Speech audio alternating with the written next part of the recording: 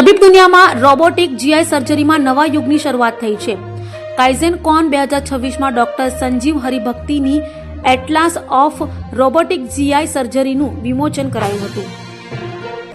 Kaizen hospital Ahmedabad દ્વારા Kaizen કોન 2026નું સફળ આયોજન કરવામાં આવ્યું. અદ્યતન સર્જિકલ નવીનતા પર આધારિત આ રાષ્ટ્રીય સ્તરની મહત્વપૂર્ણ પરિષદમાં ભારતના 40થી વધુ શહેરોમાંથી અગ્રણી સર્જન, શૈક્ષણિકજનો અને આરોગ્ય ક્ષેત્રના વિચાર નેતાઓ એકત્રિત થયા હતા. સર્જરી ક્ષેત્રમાં ક્લિનિકલ ઉત્તમતા, જ્ઞાન વિનિમય અને ટેકનોલોજી વિકાસ માટે આ એક સશક્ત મંચ બની રહ્યું, જેમાં એસએસઆઈ માત્ર રોબોટિક સિસ્ટમ પર આધારિત ડોક્ટર સંજીવ હરિભક્તિની એટલાસ ઓફ રોબોટિક જીઆઈ સર્જરીનું વિમોચન મુખ્ય આકર્ષણ રહ્યું.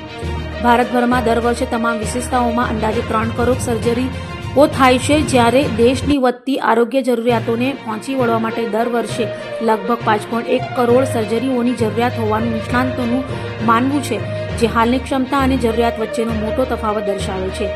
સામાન્ય સર્જરી ભારતની સૌથી પ્રભુત્વશાળી વિશેષતા છે, જે કુલ સર્જરીઓમાં લગભગ 26% હિસ્સો ધરાવે છે, જ્યારે રોબોટિક જીઆઈ સર્જરી 18% CHR સાથે ઝડપથી વિકસી રહી છે. માત્ર 2022માં જ ભારતમાં અંદાજે 2.8 લાખ એન્ડોસ્કોપી પ્રક્રિયાઓ કરવામાં આવી હતી, જે ગેસ્ટ્રોઇન્ટેલિજન રોગોના વધતા બોજ અને અદ્યતન મિનિમલી ઇન્વેસિવ ઉપચારની વધતી જરૂરિયાતને દર્શાવે છે.